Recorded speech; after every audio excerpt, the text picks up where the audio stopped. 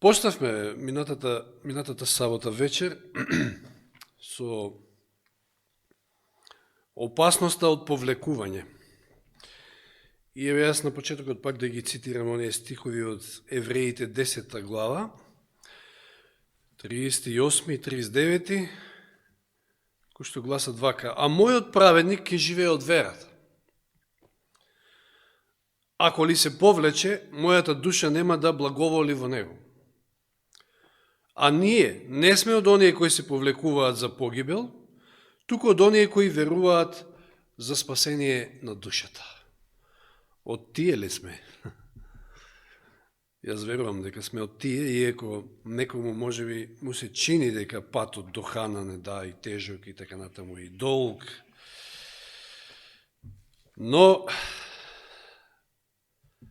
ако сакате да му угодите на Бога, а верувам дека сакаме и сакате, тогаш треба со вера да живееме, да продолжиме на патот на кој што сме и да не се повлекуваме, затоа што повлекувањето значи повлекување за погибел.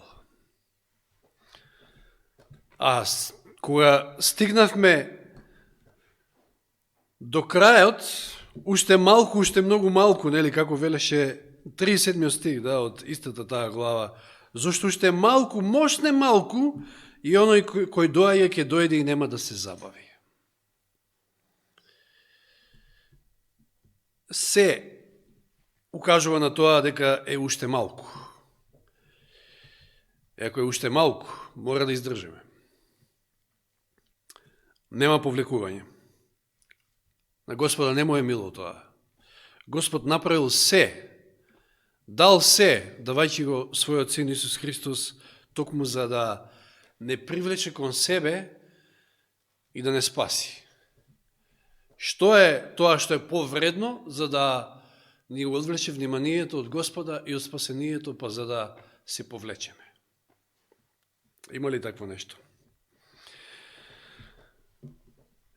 Видовме, направивме на мала споредба, како и порано, што правевме со тој христијански живот, како еден вид на патување, како и евреите низ пустината, и од тоа нивно искуство и како можеме да се поучиме како не треба. Иако сите ги има истите можности, иако сите се крстија во Мојсија, во облакот и во морето, сите јадеа иста духовна храна и сите пиеја иста духовна напивка, Бог не најде благоволение во нив и беа погубени во пустината. И не беше тоа заради Бога, туку заради самите нив. И тоа се примери за нас, кои што живееме во ова последно време, да не бидеме како и нив. Рековме, патот не е лесен, не е поплочен, туку напротив, трнлив, тесен, не е најубав. И ние патуваме низ некоја пустина, меѓутоа Господ е тука да не заштити, да не води по тој пат. Но, како што кажав минатиот пат, сега ќе повторам, најлошото и најопасното нешто за еден христијанин е да се повлече од како веќе дошол ке Бога. Пострашно тоа нема. Затоа што може би имате примери, може би сте сведоци на некои ваши блиски кои што биле, па се повлекле дека тие таквите, постои голема можност да отидат во многу поголем отпад од воопшто од луѓето од светот, кои што никогаш не го запознале Господа. И животот да им стане толку мизерен. А навистина животот без Бога е мизерен, живот без надеж. Во што би се надевале? Па луѓето околу нас веќе сите зборуваат, и оние кои што и не веруваат или помалку веруваат, дека крајот се ближи, дека нешто се случува. Поготово со сите овие настани, нели, што ги имаме во последните 2-3 месеци.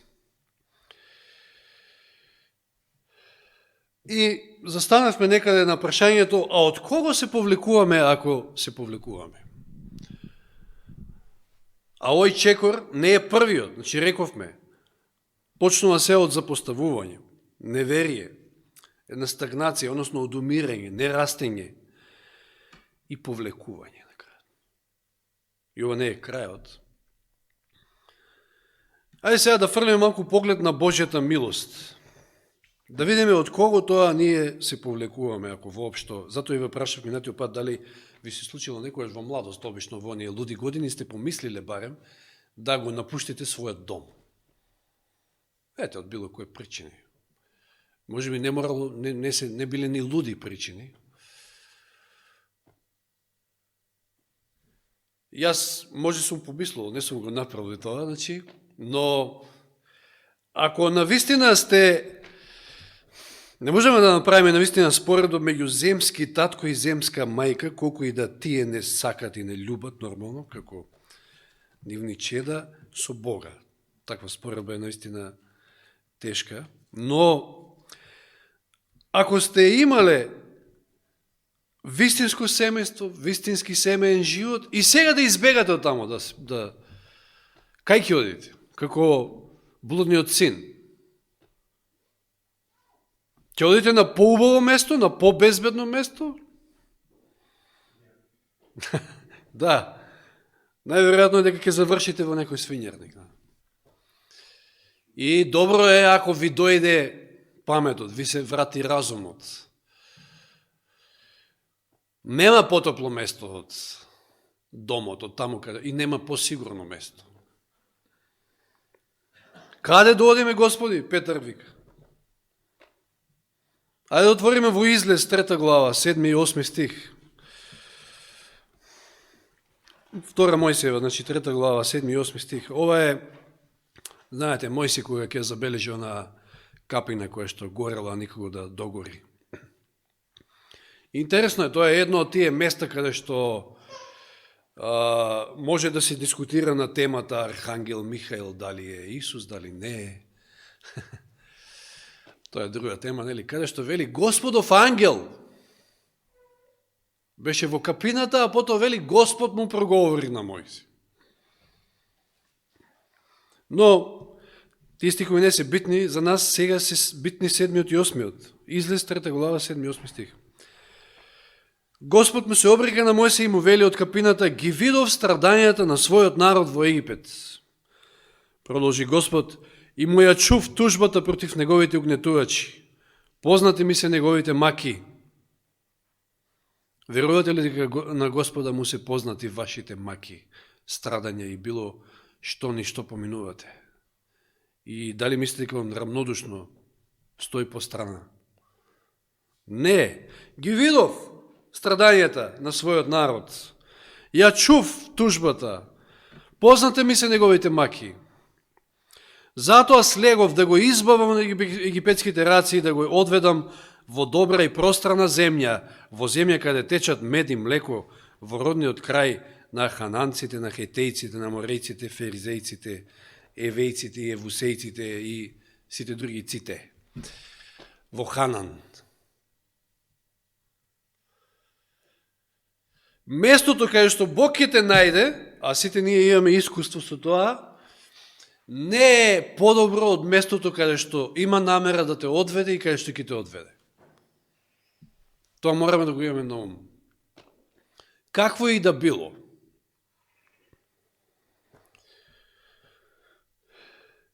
Господ спрема за нас чудесни нешта. Втора книга Летописи или Дневник 16.8. Ти читам овде сега од ревидираниот превод. Втора Летописи 16.8.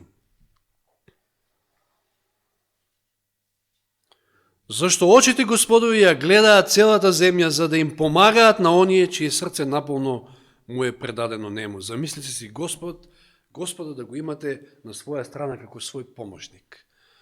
Така било со евреите кога биле послушни.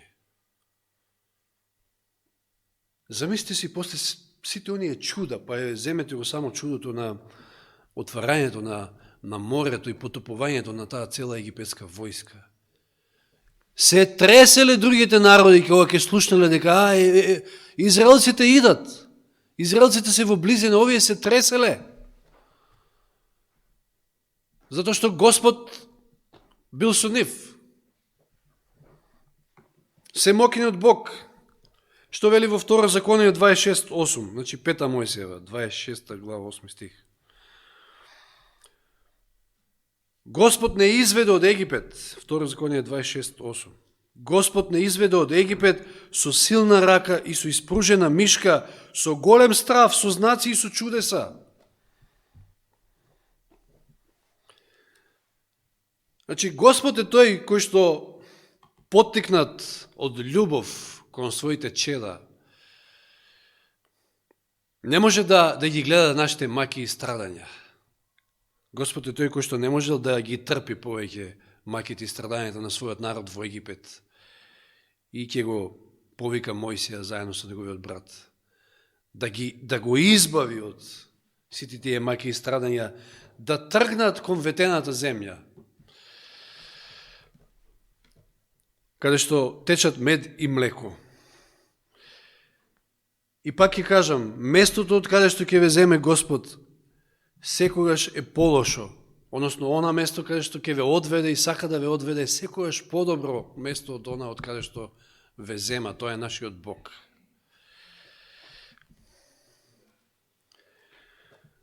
Но и покрај сето ова, мој покрај сите тие чуда, сите тие 40 години, секој ден чудо, макар и да било само паѓањето на маната од небото. И покрај сето тоа израелците потфрлиле. Но не било до Бога, туку до нив. Бог е истиот и вчера, и денес, и довек. Господ не се менува. Дали денес ке случајот со нас, како што било со нив, често пати се поучуваме од тие нивни примери. Тој не води кон Ханан, а ние мислиме на Египет.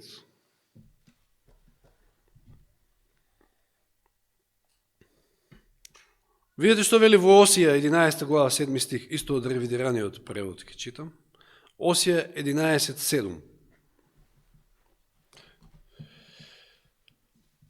Понекогаш читам од ревидираниот превод, затоа што, на некои стихови преводот е подобар, меѓутоа генерално за мене сепак Константинов е подобар. Како и да некои мислат од вас.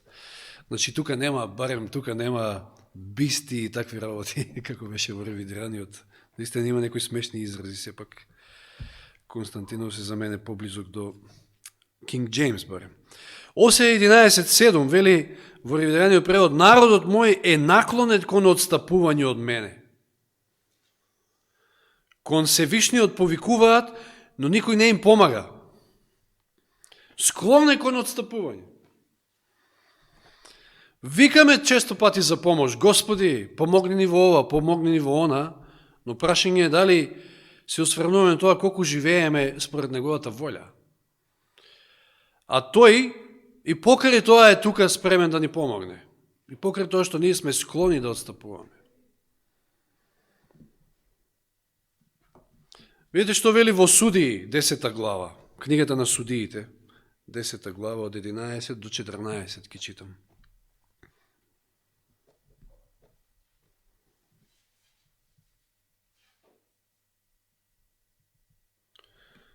Судии 10, 11 до 14. И Господ им рече на израелевите синови: не ве угнетуваа ли египтјаните и аморејците, амонците и филистејците, сидонците, амаликиците, маонците и кои уште не?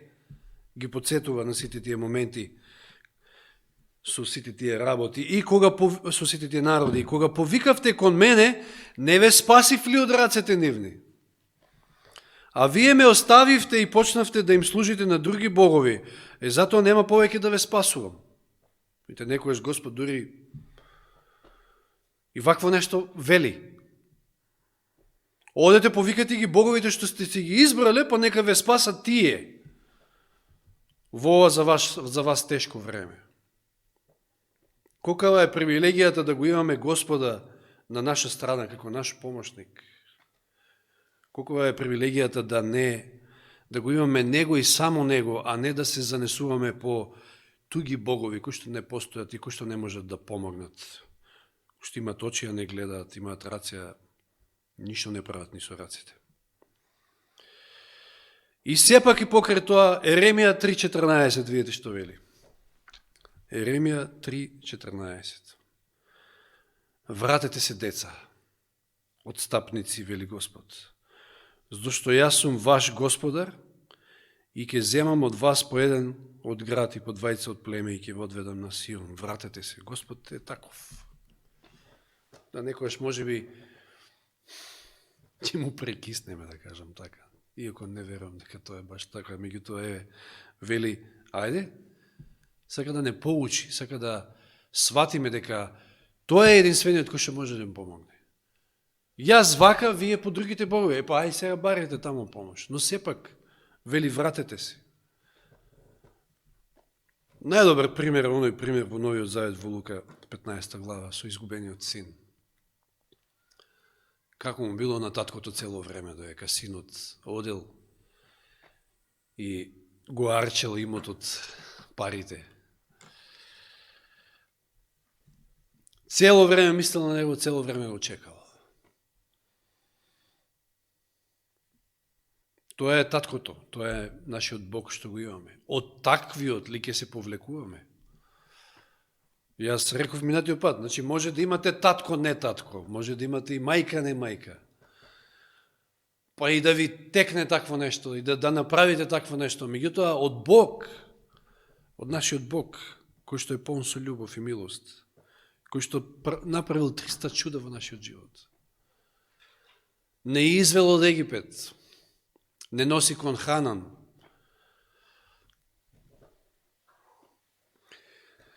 И што вели во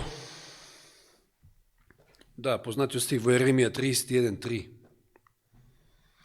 Господ ми се јави од далечина, те љубам со вечна љубов, затоа ти запазив милост. Таа љубов која што ние тешко ја разбираме навистина. Со вечна љубов. Како беше онаа мисла, не можеме ние ништо, што и да правиме, не можеме да направиме ништо за да Господ повише не сака, а и не можеме ништо лошо да направиме за Господ помалку не сака. Тоа е таа вечна љубов, тоа е таа агапи љубов, безусловна љубов. Псалм 34:8. Познат стих исто. Вкусите и видите колку е добар Господ, блажен е човекот кој се надева на Него. Вкусивме, сите ние вкусивме колку е добар нашиот Бог. И замисли си од таквиот да се повлечете. Абсурдни си тие работи, навистина. Еве, денеска баш, мислам дека со сестра Олгица зборувавме, нели, често пати некојаш се прашуваме зошто доживуваме некои работи што неправедно во нашиот живот. Зошто мора некој да измислува нешто за нас, да слушаме некои муабети за нас и така натаму. И да страдаме заради тоа. И па Исус, Богочовекот Исус, додека беше на земјата, како пострада, а каков беше? Имаше ли мана на него? Вели, одеше по цели села, исцелуваше секого кога ќе сретнеше. Правеше само добро, само добро, само добро и на крајот така да заврши. Епа ако на него така му правеа, што зарем ние треба да очекуваме нешто поинаку?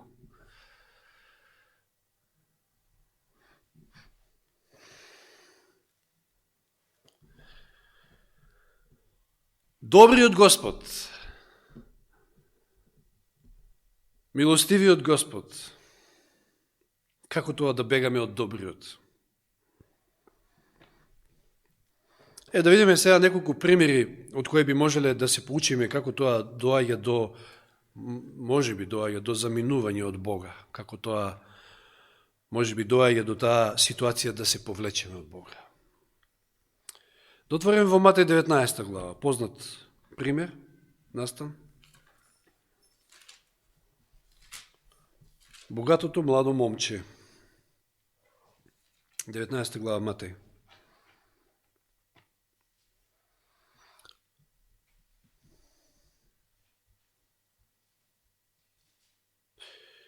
Па нешто и ке читаме, не мора сега да го читаме целиот текст.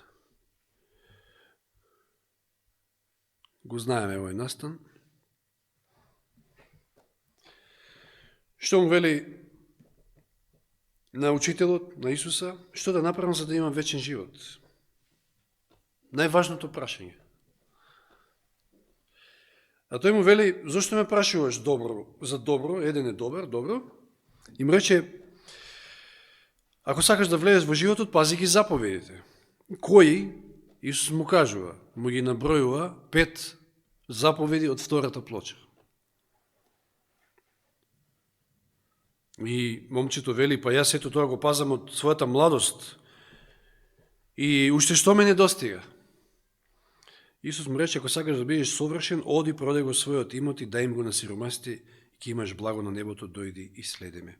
А кога момчето го чутува тој збор, си отиде нажален, зашто имаше многу имоти. И Исус им вели на своите ученици, вистина велам, богат мачно ќе влезе во небесното царство. И, кажу оној пример, полесно е на камилата да помине низ иглени уши, отколку на богатиот да влезе во Божјето царство. Што му недостасувало на ова момче?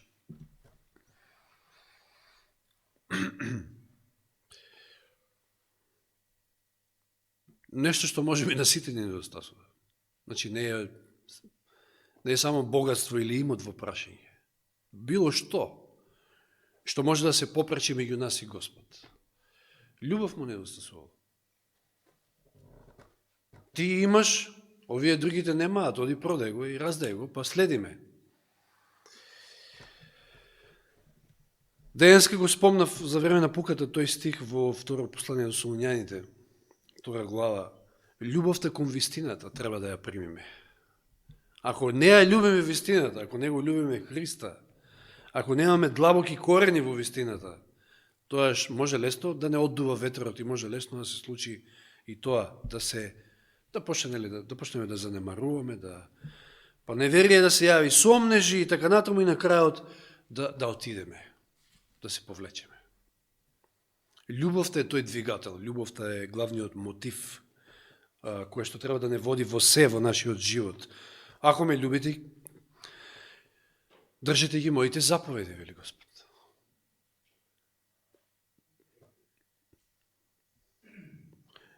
Не се проблем заповедите, туку немањето на љубов, кој што е токму она мотивирачка сила за држање на заповедите. Дали не држи уште нешто на оваа земја е прашањето. Затоа што се нешто може да на крајот биде причина за да се повлечеме. Кај момчето било имотот, односно љубовта, ќе кажам пак. Кај нас може да биде нешто друго. Не мора да е имотот. Било што се попречува. Било што не дозволува да ја имаме таа чиста љубов кон Господа, да не биде прв и последен и најважен во животот. Во Лука 9:23 се вели и на сите им зборуваше, ако некој сака да оди по мене, што вели Исус, нека се одрече од себе си, нека го земе својот крст секој ден и нека ме следи. Тоа бил крстот за богатото младо момче. Ние, секој од нас имаме по некој крст.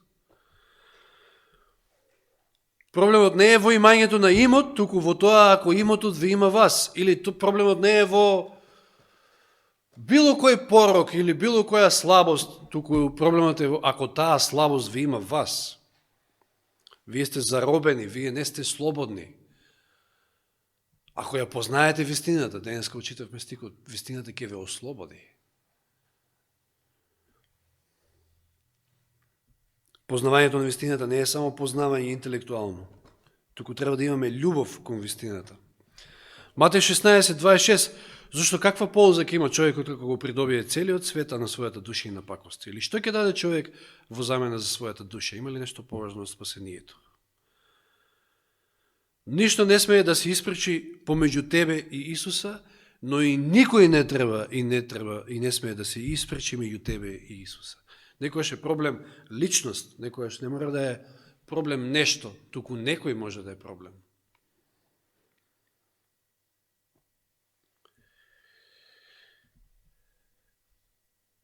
Макар да е тоа и маж, и жена, сопруг, керка, син. Не беше толку одамна кога ги читавме овие стихови, пак да ги повториме во Лука 14 глава, 26 и 27 стих. Лука 14, 26, 27. Ако некој дојде при мене, а не ги намрази, односно, рековме тогаш, помалку ги сака татка си, и мајка си, и жена си, и децата, и браќата, и сестрите, па и својата собствена душа, не може да биде мој ученик. Кој не го носи својот крст и не оди по мене, не може да биде мој ученик. Видите, во првиот случај носењето на крстот е да се откажеме од нешто. Меѓутоа, овде гледаме дека треба да се откажеме и од некого. Не да се откажеме. Меѓутоа, да не ни биде на прво место. Господ треба да биде на прво место. Ништо да не се испречи меѓу нас и Господа и никој да не се испречи меѓу нас и Господа. Затоа што тоа нешто или тој некој во времето кое што доаѓа може да биде пресудно нешто, да предизвика наше повлекување. Во Матеј 13 глава што се вели 20 и 21 стих кога се зборува за семето, за оние различни видови на почва и семето, Матеј 13, 20 и 21.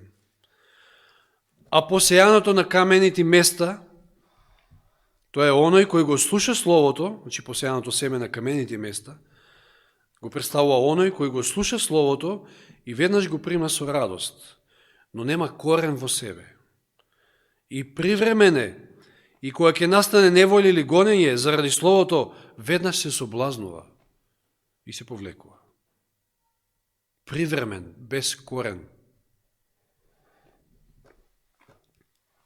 Мала неволја или било што, мал проблем во животот и се повлекува, се соблазнува. Јас верувам дека ние не сме од тие што се повлекуваме, ние не сме од тие со плиток корен, мал корен, и не сме привремено, секој од нас има по некој стаж, да кажам така, од црква, 20, 30, може и повеќе години, така натаму. Да,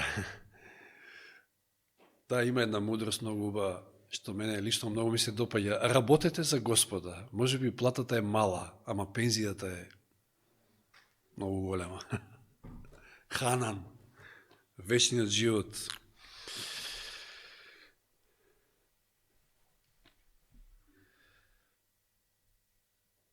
Корен, тоа е љубовта. Ако не ја љубиме вистината, ако само ја познаваме, тоаш немаме корен, не сме вкоренети во неа. На прво место треба да ни биде Бог. Тоа се само мали примери, меѓутоа ќе најверојатно и следната сабота и за света вечера би сакал да продолжам во еден таков правец да видиме таа љубов Божја кон нас, грешниците. За кого се застапил Исус да спаси. Замислете се, ми текнува сега, па може би тоа ќе обработуваме, ќе видиме, оној бесниот гадаринец. Да, во Матеј, мислам, двајца се спомнуваат, окей, битен е тој едниот, во Марко 5 глава 1 се спомнува. Што мислите, Исус случајно рекол, ајде да одиме на другата страна од езерото? Или тоа било намерата, токму да оди и да го ослободи овој човек, кој што бил, не можеле да го врзат ни со ланци, ни со ништо, каде живеел таму ми гробиштата. Страф и трепет за сите. Најдолен од најдолните во општеството. Меѓутоа Исус отишол и нему да му помогне, него да го избави. И огромна штета направил таму на тој крај со свињите. Сакајќи да покаже дека ништо не е повредно од човечката душа. Каков и да е човек во прашање. Тоа е таа љубов која што треба да имаме сите ние. Не е битен човекот дали е личен, дали е ваков, дали... Замислете си вие денес, што би направиле ние денес? Да, би се исплашиле сигурно. Не знам дали би дошле, па се сеќавате, нели потрчале да избегаат учениците. Па после сватиле дека Исус е таму останал. И внимавајте што станало од тој човек. Тоа е највоодушевувачкото. Нели он посакал да дојде со Исуса, меѓутоа Исус му рекол не. Оди и кажи што Господ направи за тебе. Во 10-то градието. Што значи тој збор 10-то градие? По самиот збор кажува. Декаполет, да. Ја однел веста таму. И после Исус кога дошол, трчале луѓето да го слушаат Исуса, замисли си каков ефект имало сето тоа. Да, јас некојаш си викам, па да, сега нормалниот борче стана можда малку по-нормален, па сега тоа не се приметува многу и нема таков ефект врз луѓето, ама од овој, што станало? Односно, според сведочењето на некои мои таму сограѓани во Свети Николе, сега сум ненормалниот. Значи, порано сум бил нормален, сега. Тоа се луѓе кои што сосема со други очи гледаат. Меѓутоа, тој што ќе прогледа како што треба, ќе трча кон Исуса. Ќе свати дека тоа е чудо. Сите ние сме чуда. Со тоа што Господ го направил во нашите животи. Неверојатен мисионер станал овој човек. И неверојатна е таа поука, значи баш со свињите, тој дел. Овој денови баш размислов, значи, кој знае колку кошта денес една свиња, не знам. Не ме не интересира, нели? Ни кило месо не знам колку е, а не па свиња цела. И сега колку беа свињите? Сега 2000 беа. Мислам дека беа 2000, да отвориме таму. Ајде да видиме. Марко 5 глава.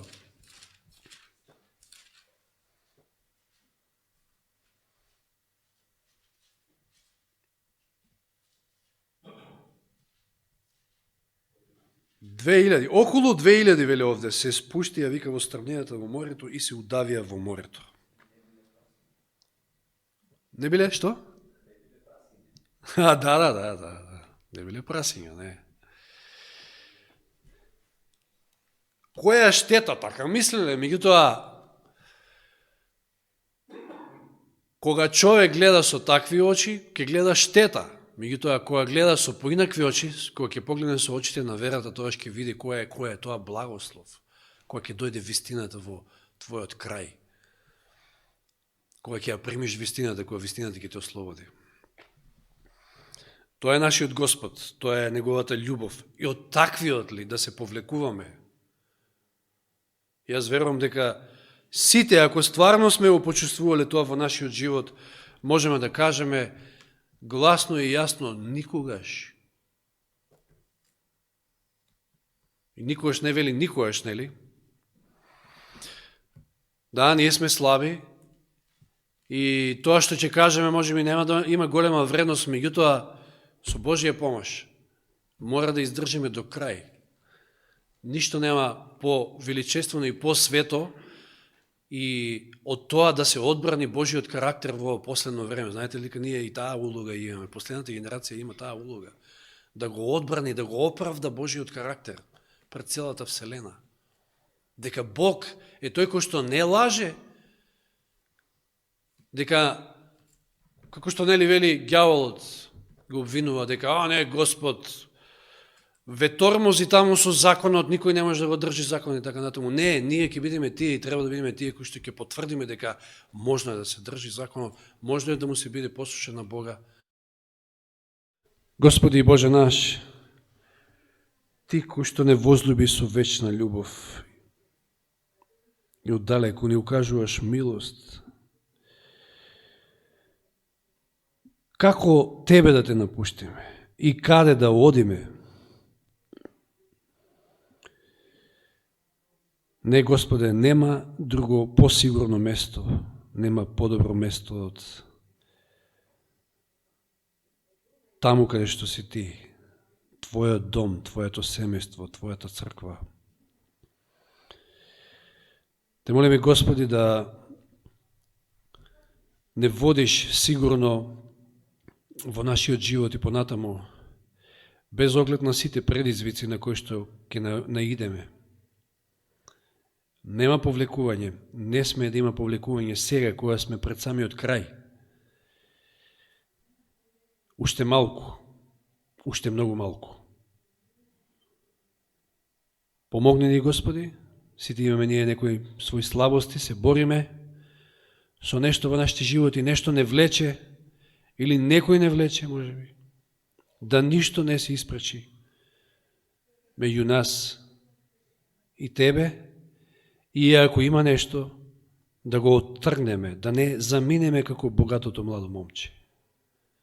Затоа што овој свет, и било каде да тргнеме, значи пропаст, значи погибел. Спасението е само во Тебе. Води не, Господи, и во оваа нова седмица. И биди секогаш покрај нас. Охрабри ги обесхрабрените. Утеши ги оние кои што тажат, кои што страдаат, кои што имаат проблеми од разноразни видови. И нека биде секогаш славено Твоето име и да секој миг од нашиот живот мислиме на Тебе, да ни бидеш прв, последен и најважен. Да не Ти грешиме, затоа што така Те ожалостуваме и Тебе, а така и ние паѓаме со духот, паѓаме и телесно и секако.